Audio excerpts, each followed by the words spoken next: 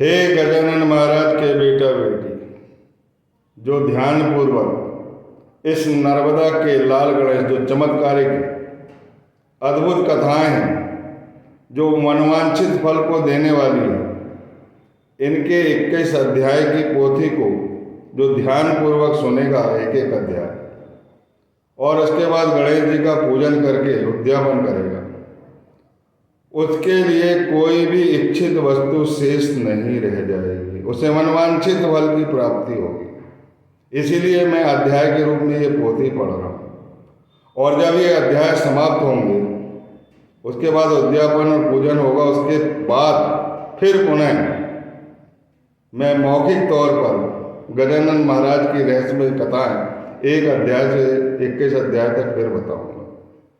बोलिए सच्चिदानंद सद्गुरु समर्थ गजानन महाराज की जय। ध्यान पूर्वक इन कथाओं को सुनिए। श्री गणेशाय नमः। हे संत वरद श्रीधर, दया के सागर, हे गोप गोपी प्रियकर, तमाल नीलहरि, आपके मानव रूप में जो ईश्वर तत्व है, उसकी परीक्षा लेने के लिए भाग्य विधाता यमुना तट स्थित गोकुल की धेनुओं और उनके बछड़ों को चुरा ले गए।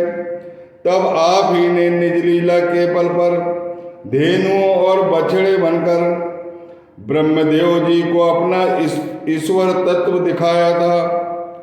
गोकुलवासियों को निर्भय बनाने के लिए आपने दुष्ट कालिया को यमुना में तुड़वा कर रमण द्वीप भेज दिया। उसी तरह मेरे दुर्देव को कुचलकर हे वासुदेव दास गणों को चिंता मुक्त और निर्भय कीजिएगा। हे हरि, मैं आपका ज्ञानी भक्त हूँ, जिस पर कृपा कीजिएगा। मैं मानता हूँ कि आपकी कृपा के योग्य नहीं हूँ, फिर भी मेरा अंत न देखकर अपने कृपा आशीर्वाद से मुझे चिंता मुक्त कीजिएगा। हे श्रोतागण, अब चित्र एकाग्र करके आगे की कथा सुनिए। बंकटलाल, हरि, लक्ष्मण, बिठू, जगदेव आदि भक्त चंदा इकट्ठा करने के लिए घर घर जाने लगे। महाराज के प्रति जिनमें श्रद्धा थी, उन्होंने तो मुंह मांगा चंदा दे दिया, लेकिन जो नास्तिक थे, उन्होंने ताने लगाने की शुरुआत की। वे बोलने लगे कि यदि तुम्हारे साधु को चंदा चाहिए तो आप भक्त लोग हमेशा कहते रहते हैं कि गजानन महाराज सिर्फ संत नहीं महासंत हैं। वे अपनी लीला से कुछ भी अनहोनी बात करके दिखा सकते हैं, तो फिर उनके मठ के लिए चंदा क्यों मांग रहे हो? कुबेर उनके भाटरी हैं, फिर भी घर घर में भीख क्यों मांग रहे हो? अगर कुबेर जी को चिट्ठी लिखी जाए तो तुम्हारा सारा काम आसानी से बन जाएगा। नास्तिकों के ये ताने सुनकर जयदेव हंसकर बोला, यह ओम भवती आपकी भलाई के लिए है। महाराज के लिए मठ मंदिर की कोई आवश्यकता नहीं है। यह सब हो रहा है तो सिर्फ हमारे कल्याण के लिए ही। गजानन महाराज के लिए तो त्रिलोक की ही मठ है। दुनिया के सारे कानन उनके बगीचे हैं, जमीन उनका पलंग है, अष्ट सिद्धियां उनके द्वार पर है, दासियां हैं जो दिन रात उनके घर पर हुक्म की बाट जोती रहती है। उनका ऐश्वर्य तो अलग ही है, निराला है उनका ऐश्वर्य, जिन्हें तुम्हारे मुंह ताकने की जरूरत नहीं है। वे तो सविता सूर्य नारायण हैं, मामूली दीपक प्रकाश देकर उनका नाश कैसे कर सकेगी? वे तो स्वयं प्रकाशवान हैं, उन्हें दीपों की क्या जरूरत है? हरकारा कभी सार्वभौम राजा बन सकता है क्या? प्रापंचिकों की ऐहिक वासनाएं इस तरह के पुण्य कार्यों से पूरी हो जाती है। शारीरिक रोग नष्ट हो जाए इसीलिए दवाएं दी जाती है, ना कि आत्मा को दवाई दी जाती है। रोग का भय शरीर को रहता है, ना कि प्राण को, क्योंकि वह तो जन्म मरण से मुक्त है। उसी तरह आप सुसंपन्न रहें, इसीलिए पुण्य रूपी दवाओं की जरूरत पड़ती है।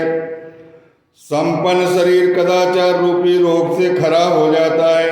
इसीलिए पुण्य रूपी दवाओं से रोगों का निर्मूलन और पुण्य संचय की जरूरत पड़ती है। नास्तिकता की जड़ उखाड़ फेंक दीजिए। पुण्य रूपी जमीन में संपत्ति का पेड़ पौधा लगा दीजिए। चट्टान पर बीज बोया जाए तो वह कभी नहीं उग सकता। अनाचार दुर्वासना से ये ही आदमी की जीवन की चट्टानें हैं। उन पर बीज डाला जाए तो पक्षी खा जाएंगे। संत सेवा से बढ़कर अन्य कोई सेवा नहीं है। संप्रति में तो गजानन महाराज संतों के मुकुटमणि हैं। इसीलिए संतकार के लिए कुछ मदद दी जाए, उसमें भलाई होगी। जमीन में अनाज का एक दाना डालते हैं, उसका भुट्टा बन जाता है और उसमें अनाज के कई दाने बनते हैं। एक दाने अनेक दानों में रूपांतरित हो जाता है। इसी प्रकार पुण्य कर्मों की भी यही स्थिति है। इस तरह लाजवाब उत्तर सुनकर नास्तिकों की बोलती बंद हो गई। चिरंतन सत्य के आगे तार्किकता मुकाबला नहीं कर सकती। अगर चंदा जमा करने वाले अपने कार्य पर विश्वास रखकर डटे रहें तो वांछित चंदा होकर जमा रहेगा। ऐसे गैर नत्थु को इस काम में कभी सफलता नहीं मिलती। अस्तु जगह मिलने पर मठ बनाने का काम शुरू हो गया। गांव के लोग सब इस काम में जुट गए। पत्थर, चूना, रेत बैलगाड़ी में भरकर सेगांव लाने का काम चल रहा था। उस वक्त महाराज पुराने मठ में बैठे हुए थे।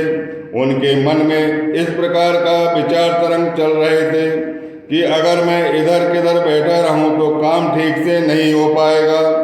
तब उन्होंने ऐसा किया, एक रेत की गाड़ी में महाराज चढ़कर बैठ गए।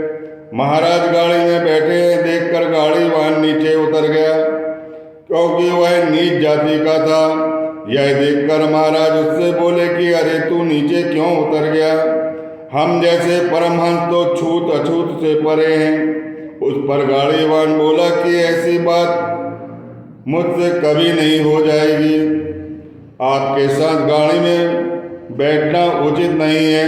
मारुति राम का प्यारा भक्त होने पर भी वह कभी उनके सन्निकट नहीं बैठा, उनके चरणों के पास ही बैठता रहता था। उसका यह उत्तर सुनकर महाराज बोले कि तुम चाहो वैसा करो। बैलों को संबोधित करके महाराज आगे बोले, गाड़ी वाहन के पीछे पीछे सीधे चलो। बैलों ने वैसा ही किया।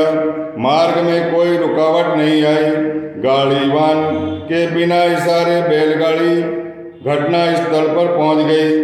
बीच मध्य जाकर महाराज बैठ गए। उस जगह को केंद्र करके उस पर अब भव्य समाधि का काम शुरू हो गया। यह जगह सेगांव में 2 नंबर में 700 सर्वे नंबर में 43-45 नंबर पर है। महाराज जहां बैठे थे उसको केंद्र बिंदु मानकर चलने में थोड़ा सा बदल करवाना पड़ा। उसके लिए दूसरे नंबर में कुछ हिस्सा लेना पड़ा, लेकिन जगह तो 1 एकड़ मिली थी। लेकिन समाधि मध्य साधने के लिए थोड़ी जगह कम पड़ गई। इसीलिए 11 गुंठे दूसरे नंबर की जगह लेकर बांध काम शुरू किया गया। लेकिन सरकारी हुक्म के अनुसार अगले नंबर की जगह तो कुछ दिनों के बाद मिलने वाली थी।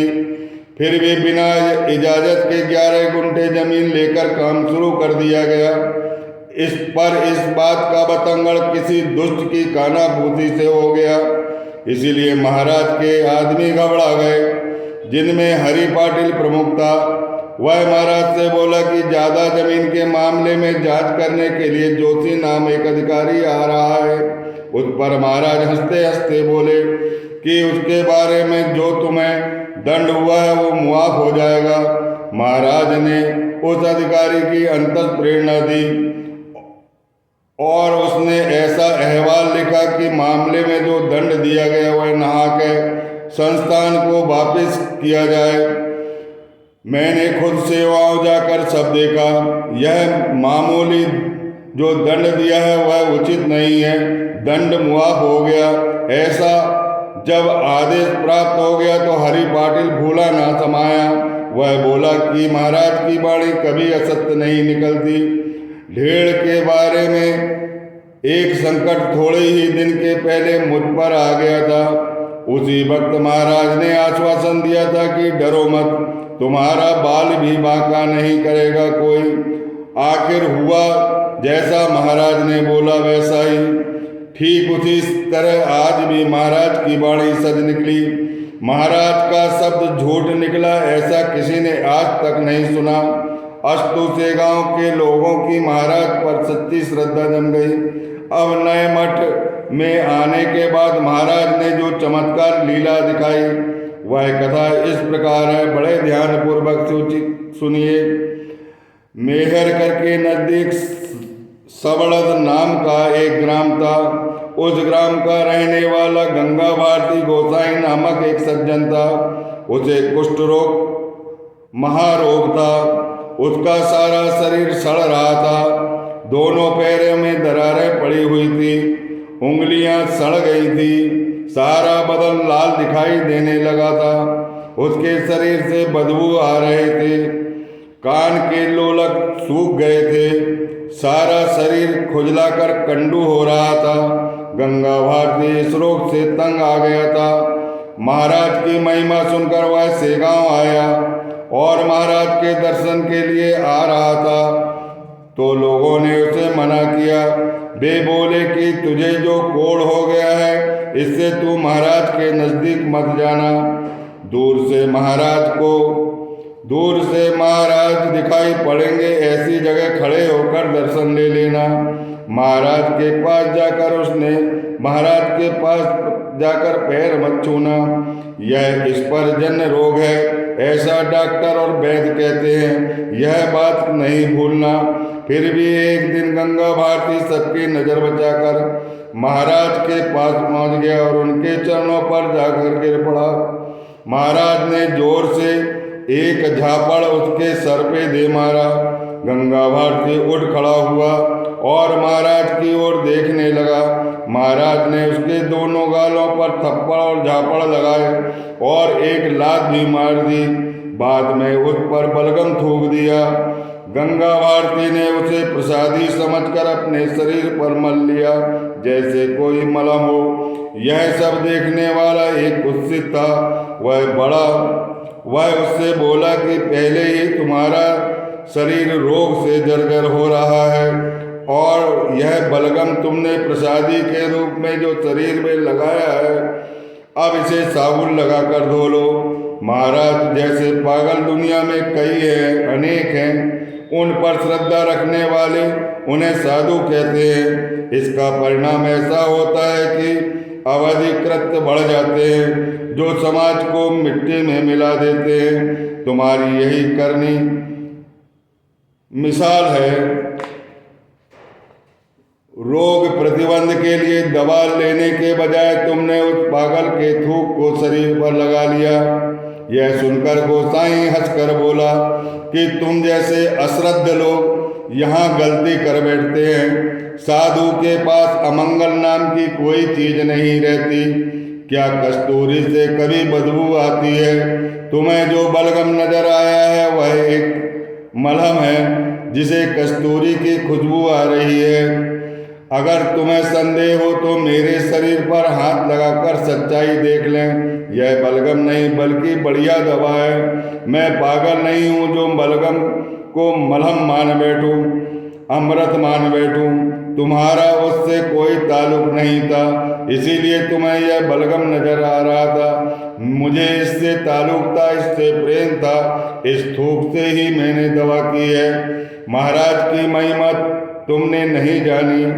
मेरा कहना सच है झूठ है, इसकी सच्चाई देखने के लिए जहाँ महाराज स्नान करते हैं वहाँ हम दोनों जाएंगे और वहाँ की गीली मिट्टी में मैं शरीर पर लगाऊंगा। उसके बाद वे दोनों उस जगह पर गए और महाराज जहाँ स्नान करते थे वहाँ गंगा भारती को जो प्रतीति आई वही कुत्सित को भी आ गई। स्नान स्थल की मिट्टी दोनों ने हाथ में ली। गोसाई के हाथ की मिट्टी औषधि बन गई और कुत्सित के हाथ की मिट्टी मिट्टी ही रही जिसमें दुर्गंध आ रही थी।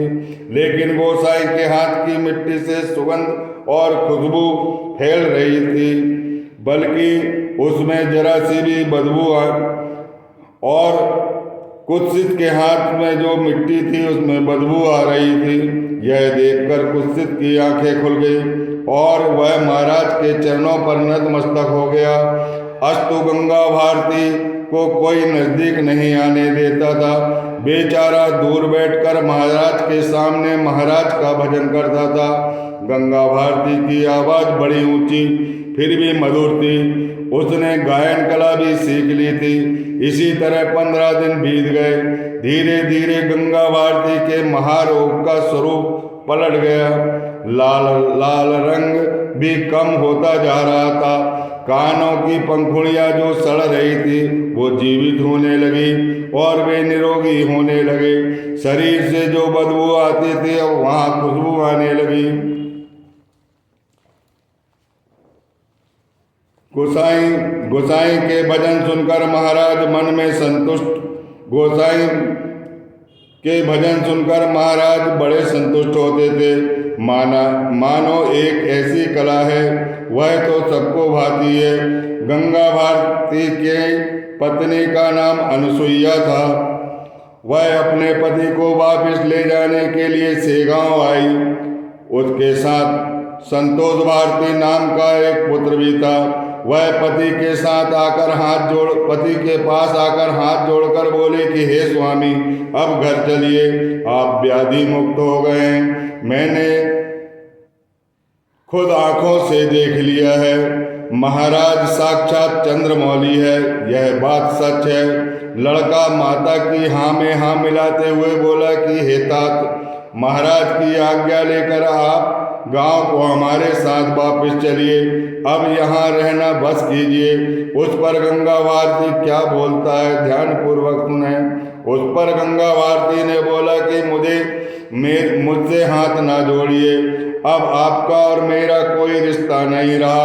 स्वामी गजानन महाराज जो अनाथों की माता है, उन्होंने मुझे तमाचा लगाकर मेरा नशा उतार दिया है। जो सांसारिक नशा मेरे अंदर था उस नशा को उन्होंने उतार दिया है। मैंने शरीर पर राख लगा ली है। मेरा चित्त जो संसार में लिपटा था मैं उससे मुक्त हो गया हूँ। गेरुए वस्त्र की अपनी कृति से मैंने विडंबना की, यह मुझे महाराज ने तमाचा लगाकर बता दिया। अब मेरी आंखें खुल गई है। अब प्रपंच से मैं मुंह मोड़ना चाहता हूँ। हे संतोष भारती, अब तुम अपनी माता को लेकर घर जाओ, यहाँ ना रहकर सबड़द जाओ। माता जी जब तक जिंदा है तब तक उनकी दिल से सेवा करते रहो। यह तुम्हारी प्यारी माता है, उससे कभी अलग ना रहो, उनकी सेवा करो। अरे जो माता की सेवा करता है वह तो वासुदेव का प्यारा हो जाता है। तुम अपने सामने भक्त पुंडरीक का आदर्श रखो। अगर मैं सबड़द ग्राम आ जाऊंगा तो मेरा पुराना रोग फिर से वापस हो जाएगा। इसीलिए मुझे अब संसारिक मत बनाओ। महाराज के बैराग में ही रहने दो, महाराज के चरणों में ही रहने दो। इसलिए आप दोनों वापस चले जाओ। मैं तब तक आपका था, अब भगवान को अपना मानकर अपना जन्म सार्थक करने का प्रयत्न करूंगा। अब तक की आयु बर्बाद हो गई, लेकिन बड़े भाग से मिला हुआ नर जन्म अगर ठीक तरह से काम में ना लाया जाए तो मानवी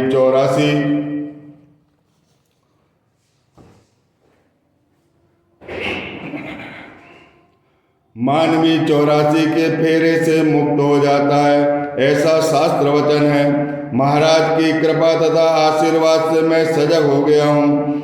उस परमार्थ रूपी खीर में मोह की मिट्टी ना मिलाओ। इस तरह समझा के गंगा भारती ने अपनी पत्नी और अपने लड़के को सबड़द ग्राम भेज दिया और खुद से गांव में रहा। उसे अच्छी तरह से स्वर ज्ञान होने से वह महाराज का भजन करता था। अनेक पदों में भजन गाता फिरता था। प्रतिदिन सायंकाल को एक तारा लेकर महाराज के पास बैठकर भजन गाता था। उसका भजन सुनकर उपस्थित भक्त भी प्रसन्न हो जाते थे। गान कला ऐसी मंत्र मुग्ध कर देने वाली कला है। कुछ दिन के बाद गंगा भारती पूर्णतः रोग मुक्त हो गया। महाराज की आज्ञा से वह यथा समय मलकापुर गया। अस्तु एक दफा पूर्णिमा के दिन ध्यान सिंह सेगांव आया और महाराज को अपने साथ चलने की प्रार्थना करके बोला, हे स्वामी, अड़गांव में मेरे भतीजे के घर जाने के लिए कुछ दिन पहले मैं आया था आपको ले जाने के लिए। तब आपने कहा था कि अब मैं नहीं आऊँगा, फिर कभी देखा जाएगा। आपने आने का वादा किया था, उसको भी बहुत दिन बीत गए। इसीलिए अब मुंडगांव मेरे साथ चलिए। मैं तो आपका भक्त हूँ, जिसकी तमन्ना पूरी कीजिए। मुंडगांव में मेरे घर में कुछ दिन ठहर जाइए। घर में रहने का सारा बंदोबस्त करके आया हूँ। ध्यान सिंह के साथ महाराज मुंडगांव आए और यह खबर सुनते ही महाराज के दर्शन के लिए लोगों की भीड़ लग गई। वहाँ जो आनंद का उत्सव चालू हुआ उसका वर्णन करते नहीं बनता। ध्यान सिंह भंडारे का प्रबंध करके लोगों को अन्नदान दिया। यह देखकर ऐसा लगता था कि मुंडगांव मानो दूसरा गोदा का तीर पैठण बन गया है। जिस तरह पैठण में संत एकनाथ महाराज, उस तरह मुंडगांव में संत गजानन महाराज। इस समारोह में हिस्सा लेने के लिए अनेक भजन मंडली आई। रसोइया खाना तैयार हो रहा था। आधा खाना तैयार हो गया। तब महाराज ध्यान सिंह से बोले कि अरे ध्यान सिंह, आज तो चतुर्दशी तिथि है, जो रिक्त तिथि मानी जाती है। इसीलिए भोजन का प्रबंध पूर्णिमा को होना चाहिए। इस पर ध्यान सिंह बोला कि महाराज, अब खाना तो तैयार हो गया है और आपका प्रसाद लेने के लिए भीड़ भी उमड़ पड़ी है। महाराज बोले कि तुम्हारा यह सारा प्रबंध जगदीश्वर को आज मंजूर नहीं है, इसीलिए यह अन्न काम में नहीं आएगा। तुम जैसे प्रापंचिकों को भगवान की नहीं बल्कि अपने दिल की मुराद पूर्ण करने की ठान लेते हैं। यथा समय सब लोग खाना खाने बैठ गए। एकाएक आकाश में बादल भर गए। मेघ की गर्जना होने लगी, बिजली चमकने लगी, जोर जोर से पवन चलने लगे, जिससे वन के पेड़ गिरने लगे। मेघों से जोर से वृष्टि होने से सब जगह पानी भर गया और लोग तितर बितर हो गए। सारा बनाया हुआ खाना नष्ट हो गया। यह देखकर ध्यान सिंह ने महाराज से प्रार्थना की, हे गुरुराज, कल इस तरह का ना होने दीजिए। मैं आपकी आज्ञा का पालन करूंगा, क्योंकि आपका प्रसाद ना मिलने से लोग दुखित हो गए हैं। ये तो वर्षा के दिन नहीं है, फिर भी बरसात अचानक हमारी उम्मीद पे पानी फेर गई है।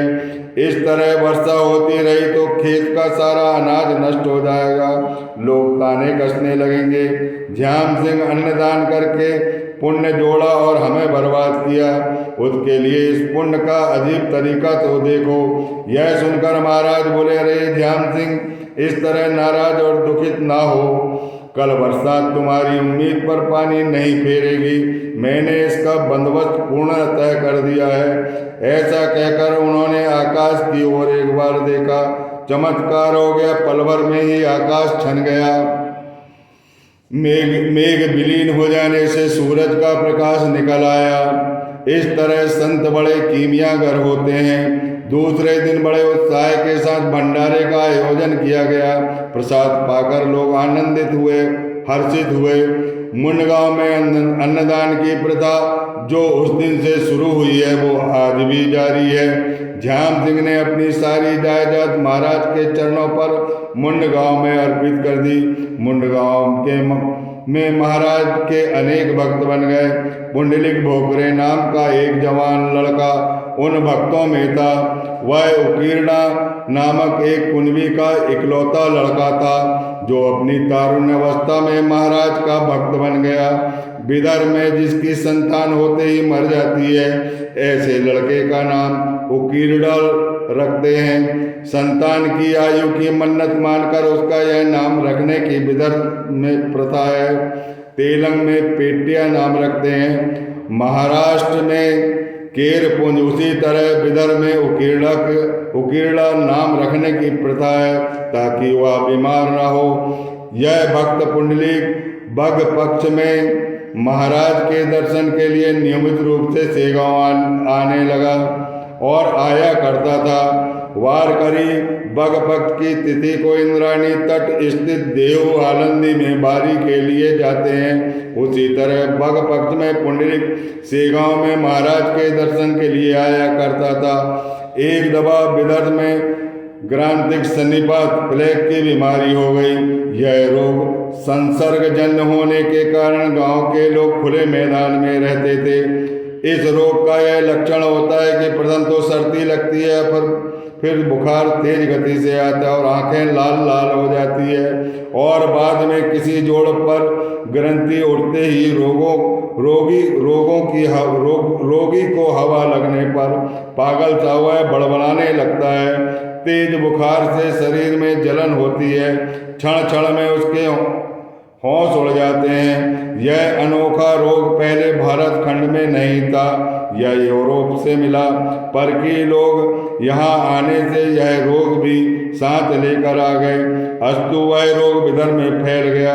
रोग से बचने के लिए लोग बाग घर परिवार छोड़कर खेत में रह रहे थे। यह रोग कुछ दिन के बाद मुनगांव में भी आ गया। उसी वक्त पुंडलिक बारी के लिए सेगांव निकल पड़ा। बुखार तो वह सेगांव जाने के लिए निकला तभी आने लगा था, पर उसने किसी को बताया नहीं, क्योंकि मेरी बारी में खंड पड़ जाएगा। ऐसे भाव से वो सेगांव के लिए निकल पड़ा और अपने पिता के साथ सेगांव जाने निकला।